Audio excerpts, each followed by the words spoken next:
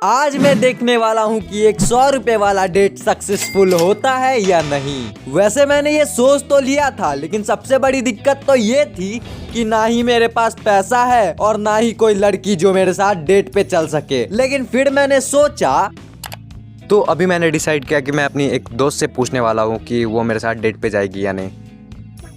Hello, मैं क्या कर रहा था कि तू मेरे साथ डेट पे जाएगी? तो इसका रिप्लाई आने में तो टाइम लगने वाला है, उससे पहले मैं पैसे का जुगाड़ कर लेता हूँ।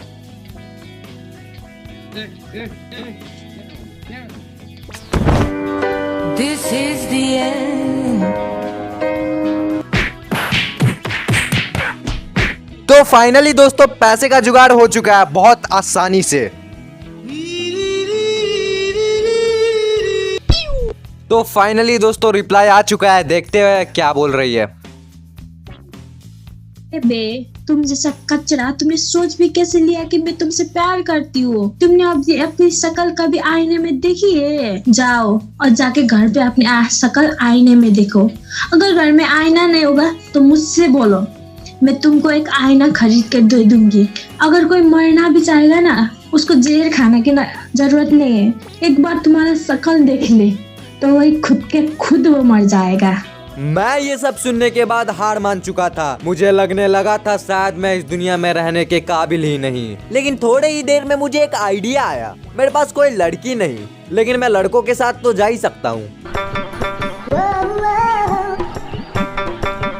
फिर मैंने फटाफट से कॉल किया अपने दोस्त को और उसे मैंने अपना प्लान बताया कि मुझे जाना है एक 100 रुपए वाले डेट पे, और उसने 3 बजे का टाइम दिया। तो मैं पहुंच चुका था लोकेशन पे और वो, हाँ देखो, वो मेरा दोस्त इंतजार कर रहा है।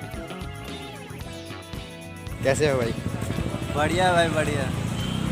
और फिर हम गए एक होटल में जहाँ पे हमने मंगाया समोसा और जलेबी। नहीं खाओगे क्या? मैं खा लूं? नहीं खाता हूँ।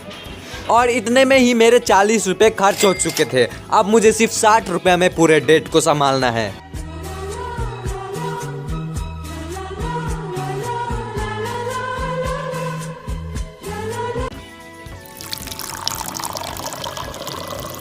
और फिर होटल से बाहर निकलने के बाद हम गए चाय पीने। अब सस्ती डेट तो ऐसी ही होती है ना। फिर मैंने वहाँ पे मंगाया 2 कप चाय और बिस्किट। फिर हमने चाय को मस्ती से एंजॉय किया और चाय पीते पीते हमने बहुत सारी बातें की। अब कैसी बातें ये तो नहीं बता सकता ना। और फिर उसके थोड़े देर बाद हम गए एक पार्क पे जहाँ पे वो बबीता जी के तरह साइकिल चला रहा था और मैं उसे देख रहा था।